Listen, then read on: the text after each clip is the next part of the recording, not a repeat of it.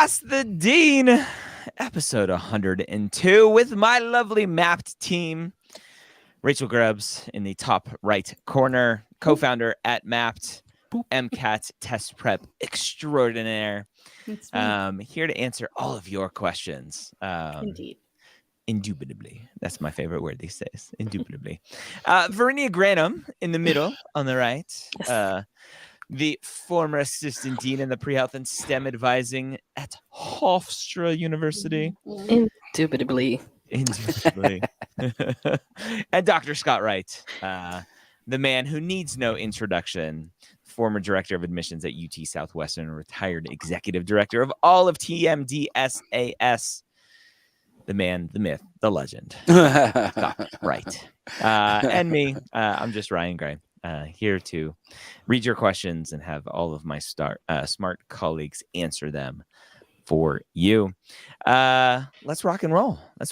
So if you have a question, go over to mapped.tv, ask those questions there. That's where we'll take them and pull them up on screen to hopefully enlighten you in this pre-med process.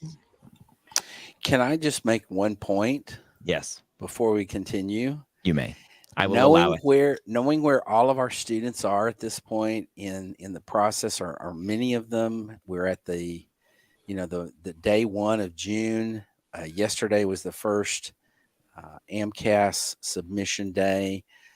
And I think it would be great if all of our viewers and listeners could just take a deep breath. In through the nose, out through the It's going to be okay. You can do this. Successful, positive thinking, positive thought.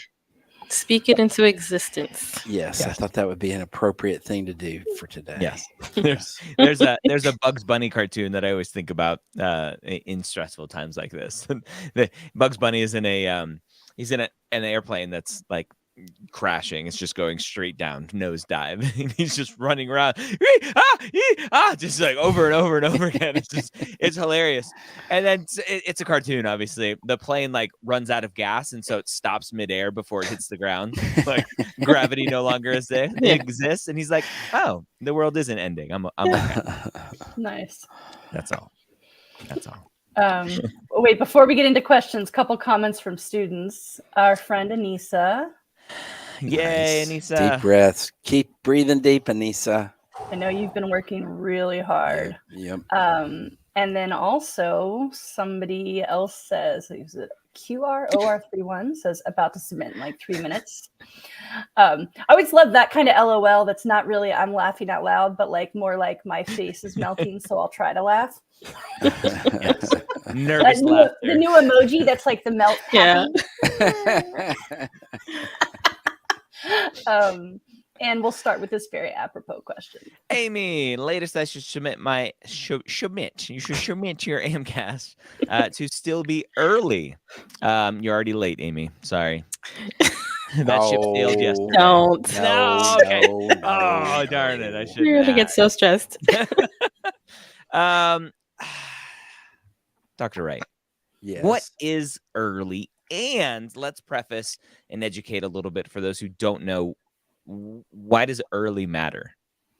Yeah, so I let me start with the first or the second question first, and that would be why does early matter? Because this is a rolling process, and what that means is, as admissions committees get the information, get the application data on various applicants in downloads from the AAMC or from AACOMAS or from TMDSAS, the admissions committees are making decisions about who should be interviewed. And as that process goes forward, that is eliminating available interview slots for students.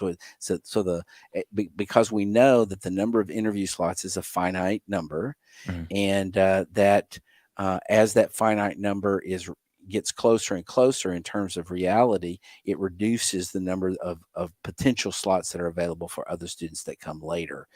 And so I think the emphasis on early application is so that you're in the first groups that are being evaluated, so you have the greatest opportunity, the greatest probability of getting an interview slot at that school.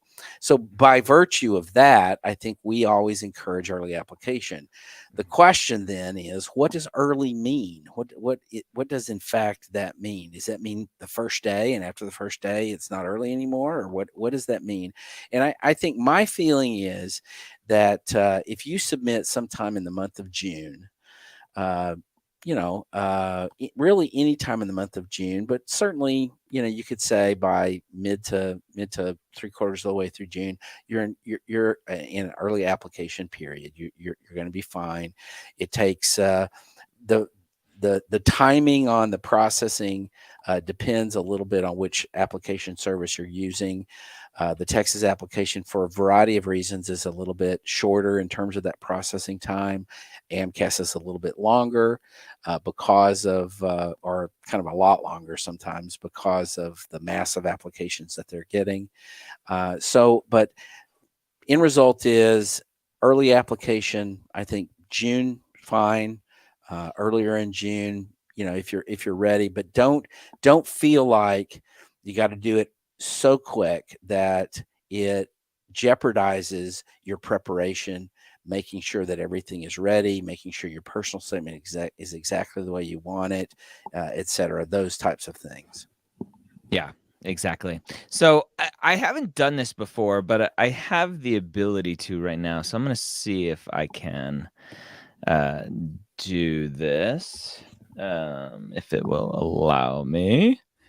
Let's see. Oh yeah, that works. All right. I have my iPad attached. So as Rachel has found out recently, I love to scribble on my iPad to give ideas about things. So I'm going to share my screen here, and I think it's this one. Yeah. I'll hold it here. The whole kind of early admissions thing is basically, let's do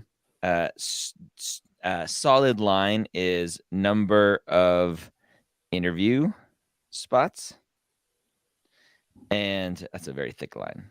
Oh, why is it so thick? Anyway, and then dotted line is going to be number of applicants on this on the vertical, and then this is just time, right? So open, and then deadline, which we want to ignore. We don't want to ignore we don't want to think about the deadline. And so the number of interview spots over this time, there's probably a sharp decline at the beginning, and then it goes down, right? As students or as schools are looking at applications, they get all of the 528 and 4.0 students. They're like, ooh, we want this person. Unfortunately, the number of applicants is just constantly going up and up and up over time. And so at some point there's a happy medium where it's like, okay, you're late because there are now more applicants, the number of seats available, and schools are just overwhelmed. And so this is what we talk about with rolling admissions. As time goes on, this solid line, the number of interview spots, is constantly going down. This is where I always talk about it's a giant game of musical chairs. Although instead of n+1 or n-1 rather, number of players and one less seat available, the number of seats is just going down and down and down, and the number of players is going up and up and up and up. So I thought I'd scribble thoughts on there.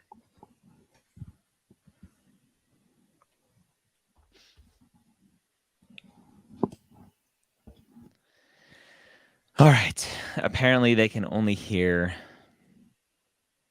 me on Instagram. Okay. Interesting. Wasn't that convenient? Ooh, it must be a mistake. No. Lisa, am I early enough if my CASPA scores are released to Texas schools by the end of June? The rest of my supplemental material is already submitted. Yes. Yep. Okay. Yes, Lisa. Easy peasy. Having a hard time finding clinical hours. Any advice? I just finished my first year of community college. Oh, awesome. Congrats, AG. Yeah, that's awesome. Varinia, Yeah. clinical hours. Where can students go for some clinical hours? Yeah, I mean, it's the good thing in this student's case is that they're early enough, right? They just finished community college, so you're probably starting out your journey. You have to keep knocking on doors, go to the hospitals, go to hospices, go to nursing homes, clinics. It doesn't, it doesn't have to be a paid position. It could be volunteer work. But you really do have to kind of just go and literally knock on doors. The work is out there. You may have to kind of rearrange your schedule for other things if it means like commuting, maybe a little farther out or whatever. But just be persistent. Be persistent. Keep looking. With COVID, obviously things were shut down for a while, but now things seem to be reopening. So check. There's different types of positions you can do. Right. Scribing is a great way to get clinical experience. Volunteering in a nursing home, in a hospice unit, as I said before, hospice care, as I said before. You just kind of have to keep knocking on doors.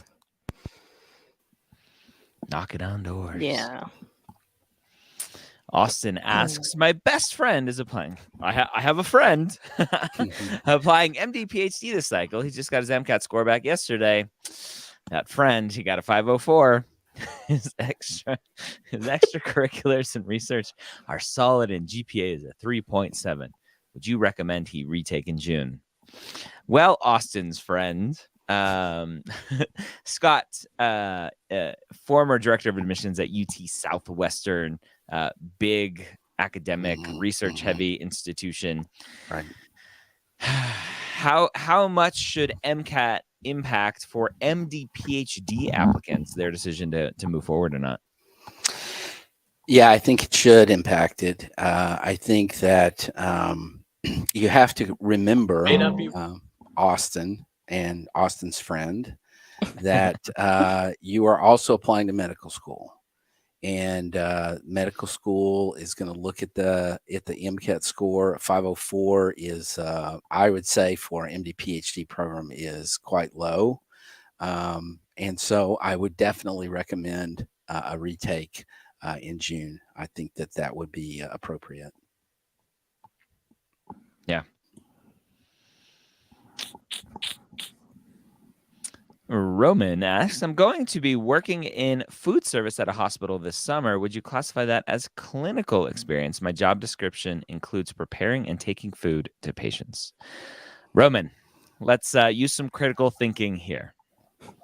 Food service, whether you're at McDonald's or in a hospital, if you're not interacting with patients in some way other than here's your food, ma'am, do you think that is clinical? I'll leave it at that.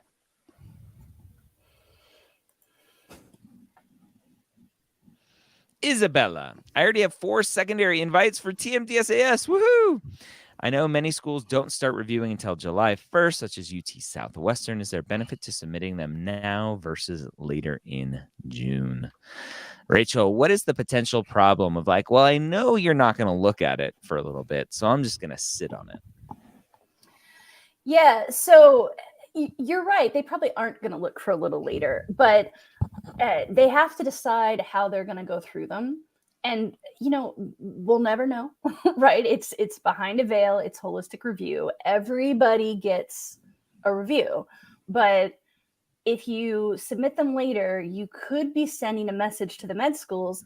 Hey, I'm applying to 40 schools. I had to decide whose secondaries to turn around first, and I didn't pick you. And sometimes good candidates just don't seem that interested, and therefore maybe don't seem worthy of an interview invite. So, 2 minutes ago, 5 minutes ago, Dr. Gray drew that line about the dotted line going down. Even though they're not offering interviews yet, you want to make sure that they're looking at your secondary as early as possible. And there's a good chance they're looking at them roughly in the order they came in. The other thing is, I don't know if you only did Texas, if you also did AMCAS, if you're only applying in Texas, but you're going to get a lot more secondaries. So any you can pre-write now and get done and submit, just get them off your plate so you can move on. Yep. Alrighty. And I fixed Instagram, so it's working now. Jackie Hello, I'm in non-trad working full-time and already had a degree. I'm taking prereqs part-time now. Do I still need to have a full-time semester taking prereqs to demonstrate academic ability? Dr. Wright, the non-trad working person potentially. This comes up a lot, especially with non-trads or students who need to work to support themselves during their traditional route as well. They can only take maybe 2 classes or 3 classes a semester, and there's concern that that's not going to show academic rigor for medical schools. What shall we do? Yeah, I think that it depends a little bit on Jackie, when the degree that you have, when that was granted, and how long ago that was. You're taking prerequisites now part-time. It also depends a little bit on how you did in the degree program. If you were a great student, then doing work full-time and stuff when you got your undergraduate degree, and now you're still doing great taking the part-time classes, then it wouldn't be as much of an issue.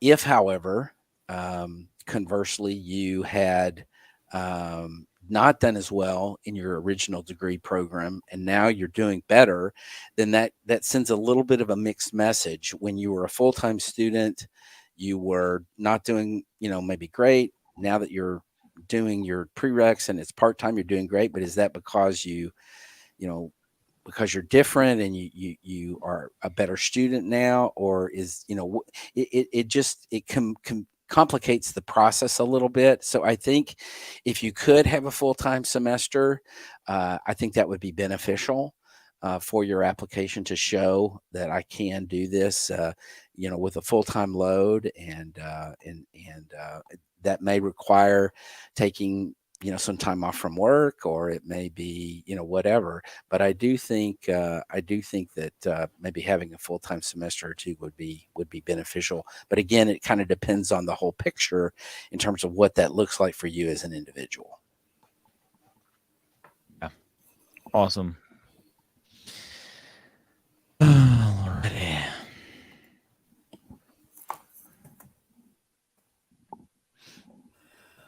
Lots of comments today, boy. Lots of comments. It's the season. It's the season. To be jolly. Fa la la la. It's the most wonderful time. That's great. You got a comment first, Veronica? Okay, Kaylee. I'm retaking my MCAT this month. I'm sending in 1 app for primaries, so adding 1 school to the primary to get them verified, and adding the rest mid-July when I get my new MCAT results. Is that too late? I'm pre-writing secondaries too. If you're pre-writing those secondaries and you're ready to turn them around, you will be okay. Yeah. Mm-hmm. Yeah, that is the strategy that we recommend. I was against it when I first learned about this 1 school game that students played. I'm like, why play this game? But I definitely understand it now. So students, you have to add 1 school to your primary application to submit it, to get verified. You take your MCAT, you get your score back. And if you're happy with your score, then you go, wonderful, I'm already verified. I'm going to add all of the other schools to my list that I was planning on applying to. I've been working on secondary essays during this time. So when you add those schools, you'll get those secondary essay requests within a day or 2, typically, because it's pretty automated at that point. And then you just submit the secondaries and you'll be good to go. Mm-hmm.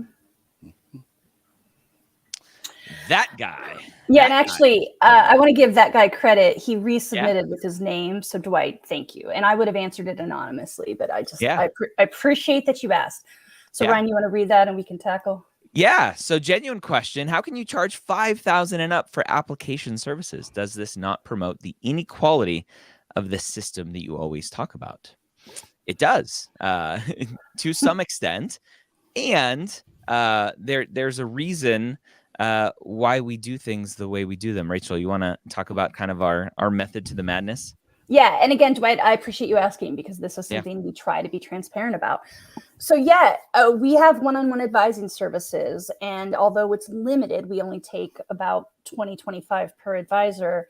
there are students who are paying $5,000 to $7,000 for a 40-week long, essentially one-on-one tutorial and advising.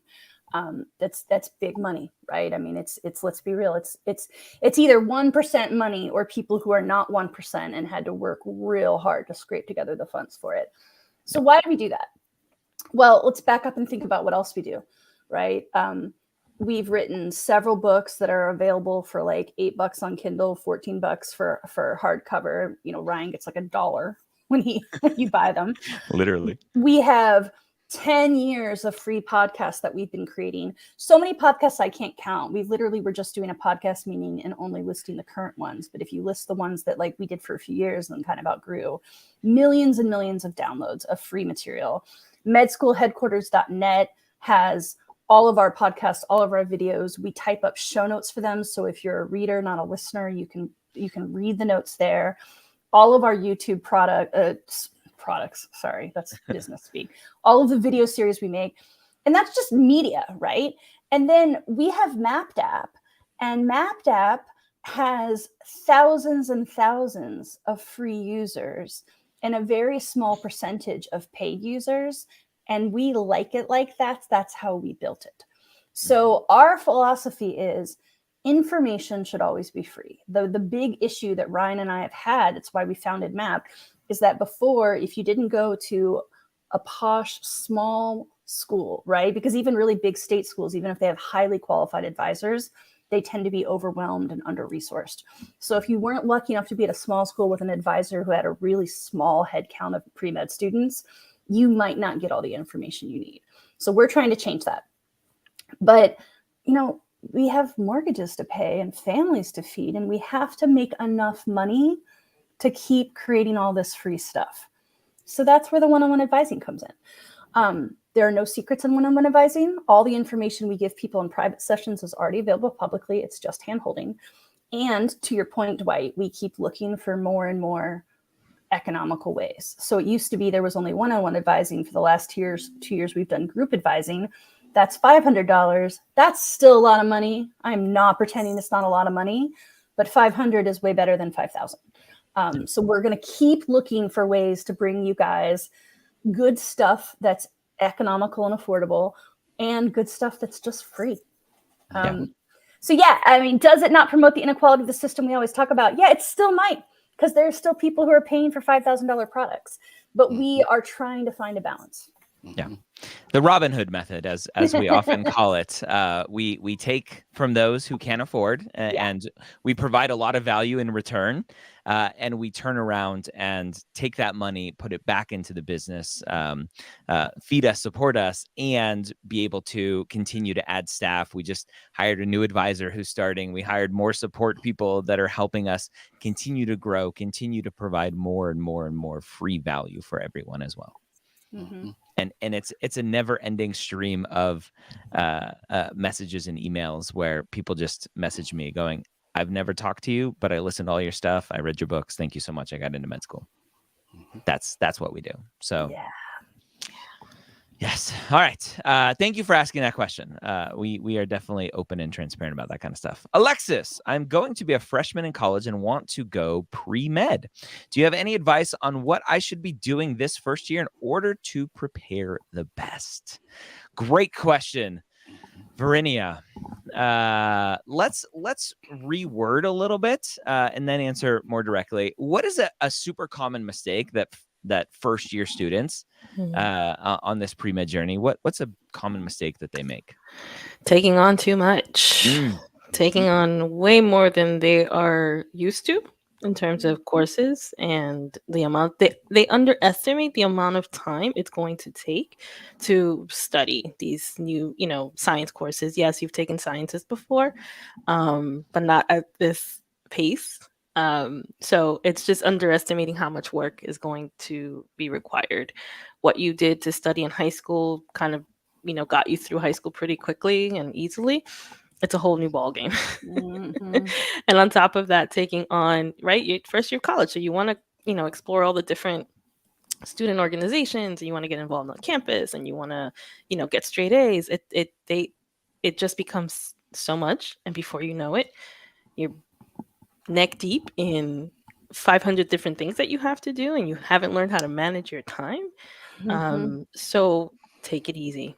Take it, not saying you should just kind of slack off, but pace yourself. You're just starting out. Take the classes you need to take in your first semester, your intro to bio, your intro to chem, your other requirements. Connect with your advisor very quickly, very early on, your pre-health advisor on campus or your academic advisor. Get a layout of the whole, do a 4-year plan so you understand what you're going into for your major, for your degree, and for your pre-med requirements.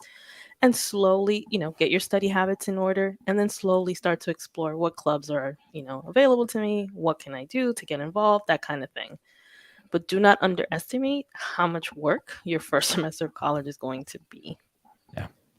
So, but good luck. Yeah. Good for you for planning ahead. Yeah. Luck.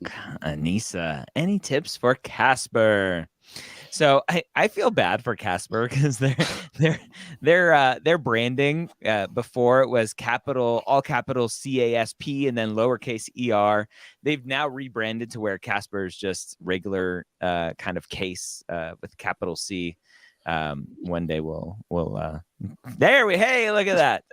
It's two guys with headsets and blue shirts. I bald clicked on the wrong one. Two bald guys. I resent that. I didn't say bald. Varinia. Sorry. So anyway, CASPA from Altus. CASPA, the friendly ghost. The first place to go is premedyears.com/303, talking about those free resources that we love putting out. That's the first place I would go. Map.tv also has an updated conversation with Dr. Kelly Dorr from the Altus team from National Pre-Med Day 2021, where we talked about Snapshot and Duet. You can go find that on our Map.tv channel. So that's where I would start out. The biggest piece of advice is just go to takealtus.com, go and check out their practice tests, their little samples that they have so you understand the format. Go register and go take the test. There's not a ton of prep that you need to do. The biggest thing is to show your work. Don't just say, here's the answer, I know I'm right. It's here's the answer, here's how I got to it. Yep. Definitely. Samir asks, hello, Samir. I am currently taking nearly all of my prereqs, except for physics at a community college and then transferring to a university. What can I do to help me stand out? The lovely stand out question. I like to imagine that this is Samir, that he's just a bright, shiny, that kid's probably 4. If that. I'm merely taking my pre-med into community college. By the way, I haven't reached the age of reason yet. I'm not yet. Jugi Hauser for sure. They called me Jugi. Yes. Rachel, it sounds like Samir is saying, I'm not going to stand out because I'm taking my prereqs at community college. How else can I stand out? Yeah, we're having a little hiccup there. There we go. Try again, Ryan. Is someone else doing that? I'm not touching. Not it. Okay. You want to talk? No, it's your turn. Oh, is it? Okay. Yeah. Okay. So, Samir, yeah, this is fine. There's two different questions you asked here, although I think maybe you thought you were only asking one. So first of all, prereqs at the community college is fine. It used to be that there were some med schools that weren't super into it, and maybe there are still a few lingering out there, so you will have to research that. But community college is a perfectly good way to get prerequisites. It's affordable, and if there's a med school out there that doesn't understand that, you don't want to go there anyway. It does help to do community college and then university. The other direction has a different look, but the order you're doing it is great. So that's one. The second question is, what can I do to help to stand out? That's not really the right way to think about it. What I want you to do instead is think about what you love, or maybe you don't know if you love it yet, but you're interested in it, and pursue it. And then as you're doing these activities over the next couple of years, keep a journal. You can use an old-fashioned notebook. You can use your notes app in your iPhone. You can use the Mapped app software. But jot it all down. It doesn't have to be fancy essays, just jot down thoughts. And then when it comes to write application essays later, you're going to have been reflecting on all these experiences and have some great stories to tell.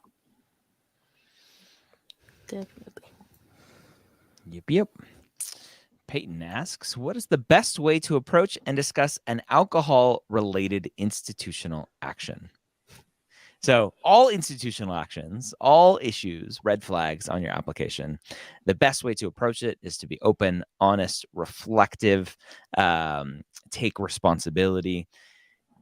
And the alcohol institutional actions typically are, I got caught drinking when I was only 19 on campus and I got an institutional action. Those are the stupidest ones. Like, those are just like, I got caught drinking. I should have known better. I'm sorry. I'll do better. I don't know. That's my thought with alcohol ones. Yeah. Sometimes, Ryan, when you're a little cheerful about stuff, I think people might worry you're dismissing them. That's not what he's doing. No. He's just saying, and Dr. Wright, you can chime in because you've been on the admissions committees. You were the director of admissions. In the grand scheme of things you might have to report under felonies, misdemeanors, or institutional actions, that one, I mean, it's not great, right? But there are growing pains that come out of it, and hopefully you can show that you've grown. It's not that unusual. That's my point. Yeah. Oh, you're muted, Scott. Sorry about that. I that's exactly right. And I would add to that, the admissions committee members were 19 one time too. Exactly. And be like, oh, bummer, you got caught. Lucky I didn't. Yeah. And so, I mean, they get it. It's it is part of life, and it's part of growing up, and it's part of being in a country where we don't treat alcohol the way we should. And the fact, anyway, that's a whole nother story, but I don't think you need to worry about it, Peyton. And what I would just say, or is it Patton? I don't know. But I would just say, as Dr. Gray said, be honest, be transparent with it. What did you learn out of the experience? And you should be fine. Yep. Yeah. At least we're not in prohibition times anymore. Yeah. Right. For now. Ouch.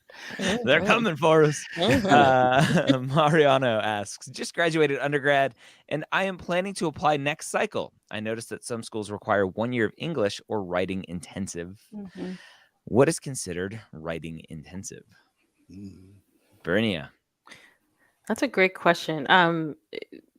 So I'll give an example at Hofstra. Our writing intensive courses just required a couple of extra papers, right? So more writing. Your school may have some courses that can be, designated that way. You can check in with them and see if you've, taken something that they would consider writing intensive. Some are labeled that way. But essentially it's a course where there's a lot of research papers to write, just a lot of writing. Your literature courses might count that way too. Check with your university. Yeah. If you have a pre-med advisor, check with them. Right. See what they know to be considered writing. And she did say she graduated, but so many schools will give their alumni service.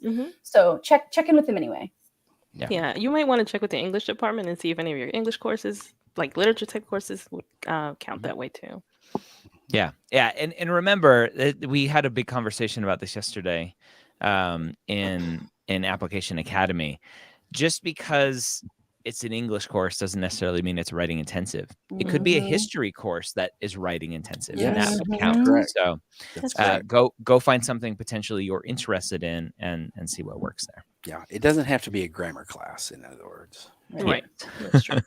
Yes. All right. So Don asks, thoughts on applying / being accepted to a new medical school with, quote, pre-accreditation status. So no school is accepting students in, quote, pre-accreditation status. Scott, you've been through, at a medical school before, going through accreditation, kind of reevaluation. Right. So new medical schools are preliminarily accredited.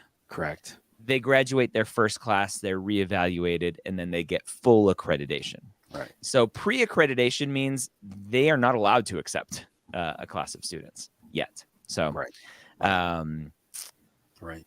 But I think, yeah, go ahead. Yeah, I was going to say that I think that the key here for a student considering going to a new medical school would be, if you are the kind of student who likes to be on the front end of things, if you like the idea of helping to establish traditions and to help the medical school understand what are good things that are happening, what are things where there maybe are alternatives that might work better or whatever.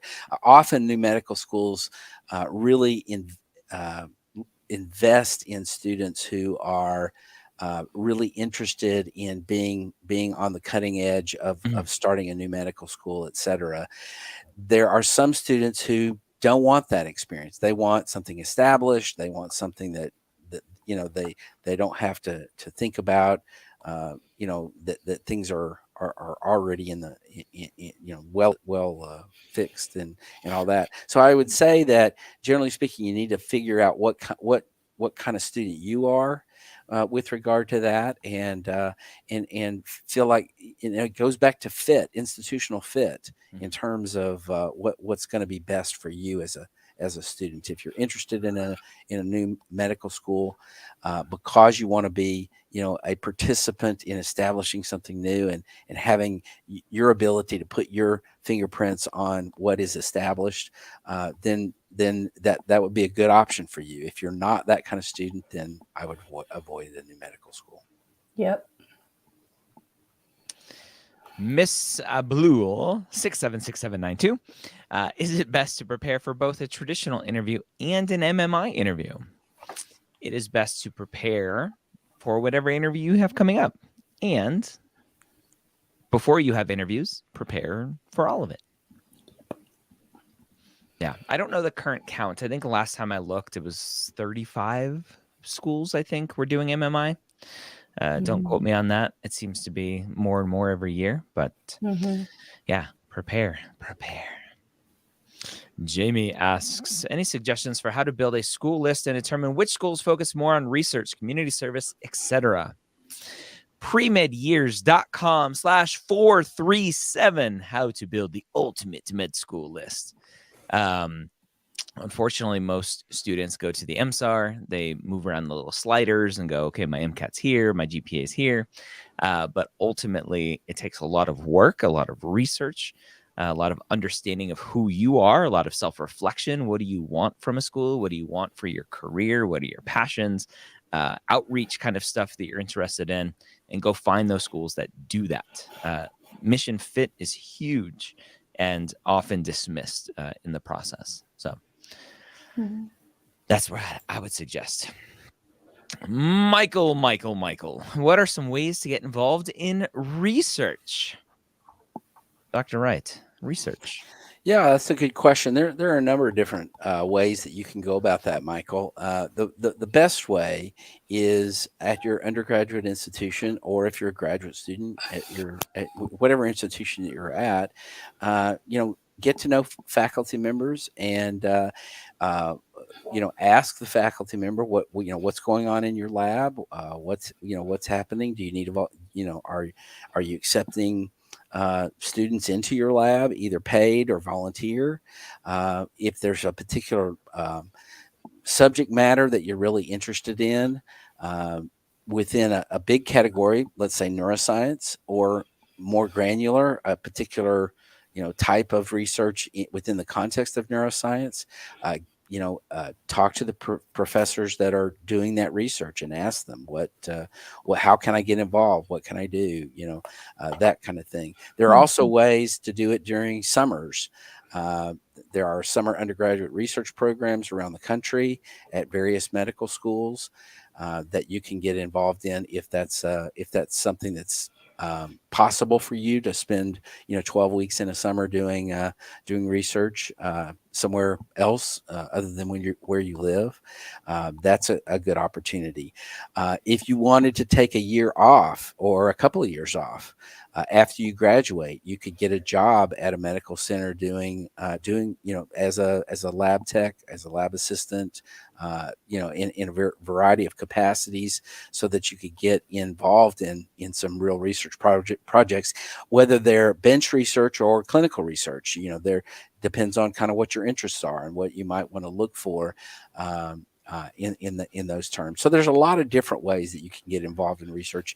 It takes some homework on your part to find out what you are really interested in.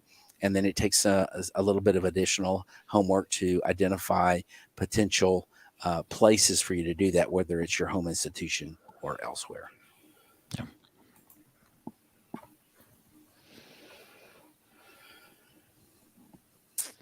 You wonder, would my age affect my chances? I'm applying at 18 and finishing undergrad at 19. I'm worried that they would classify me as too young, though I have good stats and experiences. Rachel, we get this question a lot. We had a 17-year-old potentially looking to work with the MAPT team this past cycle. Age. Is age just a number? In some cases it is, but with med school, it's a little dicey. There are laws that protect people from discrimination based on age, but those laws are about older people. They aren't really about younger people. And that gets complex. I'm not going to get into the societal legal parts of it, but here's where it gets tricky, Yewande. If we just take your age out of it, and just think about the practical parts of getting clinical experience. Here in the United States, it is very hard to get a lot of direct patient interaction if you're not already 18. There might be some volunteer things that you can find where you get to do some clinical, but if you're doing work that's like a med assistant or a phlebotomist or, an OR tech where you're really, taking vitals and putting hands on the patient, even if you don't have a formal certificate for it, because not all of those jobs require that. Some just, are on the job training. You usually have to be legally an adult. So if you're applying at the age where those jobs, those experiences become available to you, my first question is, I wonder how much clinical this person has. So are they going to classify you as too young? Yeah, I think there probably are some ageist people out there that are going to go, he's going to be, interning when he's 22 and that's too young. But I've met 22-year-olds that are more mature than 42-year-olds, so I don't personally care about that. But I am going to wonder how much life you've lived. I'm going to want to know if you're a mature, well-rounded adult, and I'm definitely going to want to know how much experience you've had with patients. Yeah. And at the end of the day, if you apply and are rejected, it's going to be very hard to know, is it because of my age? So, Abigail, I'm currently in a master's program working as a dialysis technician and volunteering at a children's hospital, but I'm having a difficult time finding shadowing hours. Shadowing, the great thing about shadowing. So one of the things, right, we talked about kind of democratizing this whole pre-med process earlier.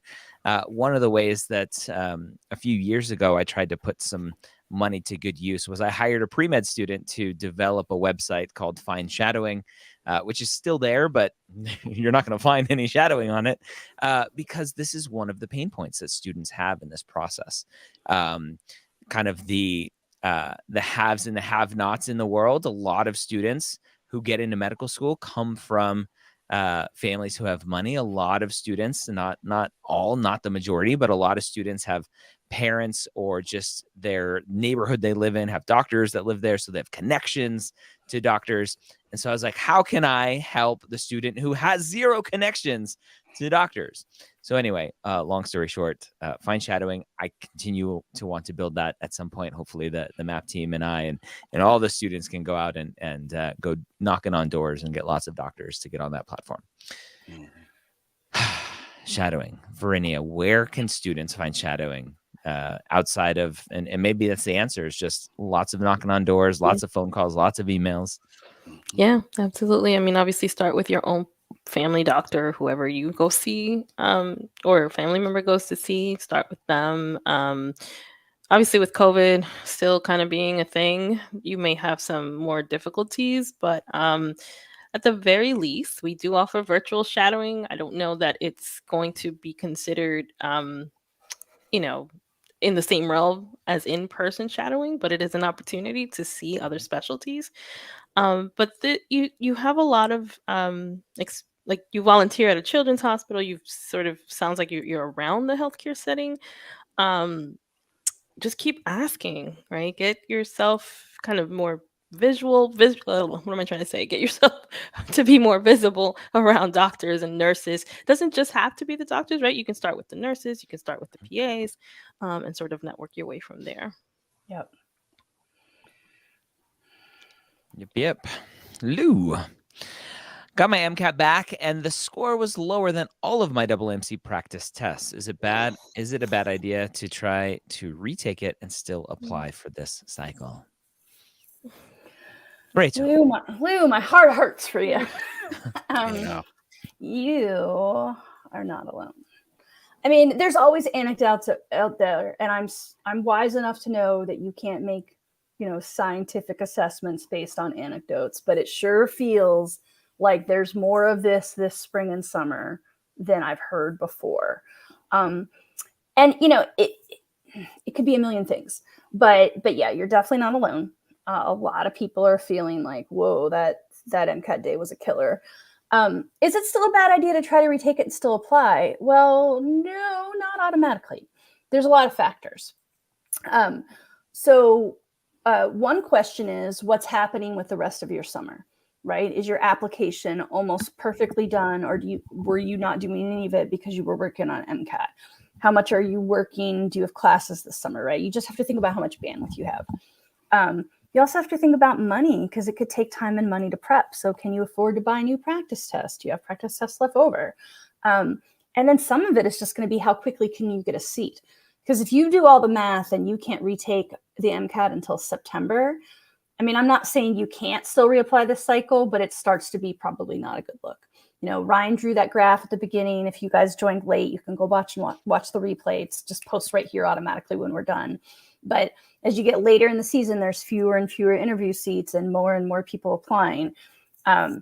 If you think you can be ready to retake here in the month of June or in July, you might still be okay. And then I think you just have to think about, how are you managing your time? Because you still need to get your application in at least to one school, so AMCAS will verify you. You still need to pre-write your secondaries, not just for that one school, but for all the schools you intend to add. So just be sure you're ready to fit it all in, and good luck, because I know it just stinks to be in this position.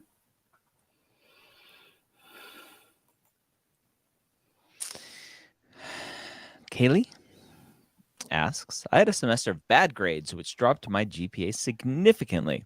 There was a lot going on in my life, and it had a large impact on my grades. Where can I explain this on my application? Dr. Wright, students love trying to figure out where to fit in stuff. Personal statement, we generally talk about why you want to be a doctor.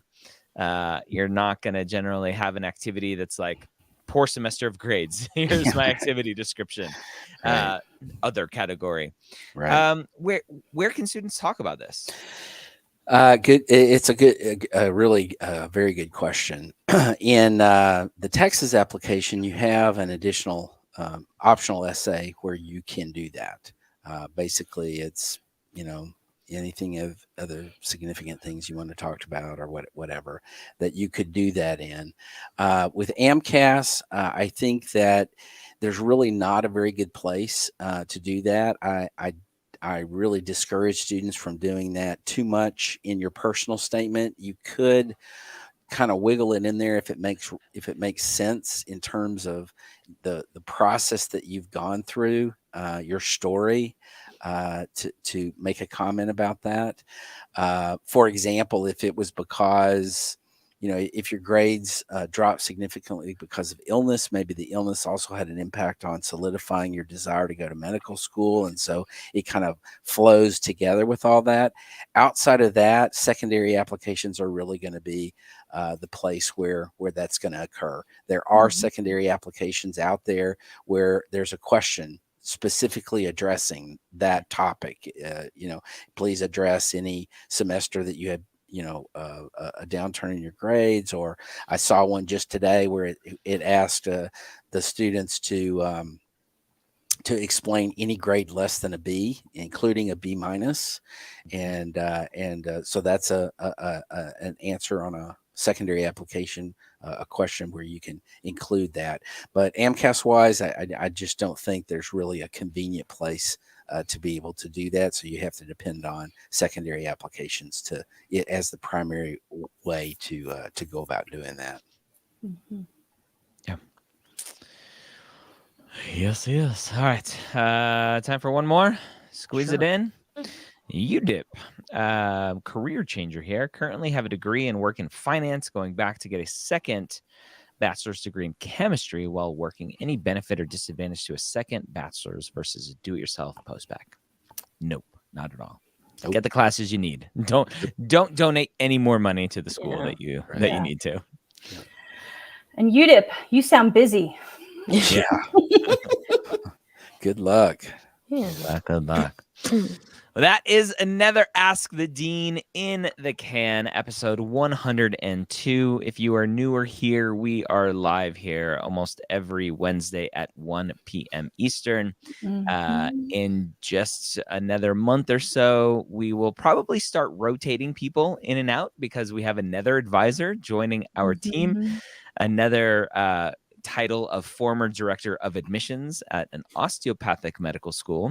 We will announce that person shortly. We're excited, so excited to bring her on. If you have not tried Mapped App yet, so many free features. And if you want to try Mapped App Pro, use that promo code 30 days free when you register.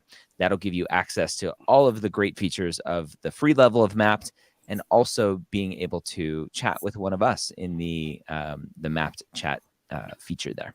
Yep. Thank you all, my team, for being here and hanging out and answering questions. And now go back to work. And for everyone else, I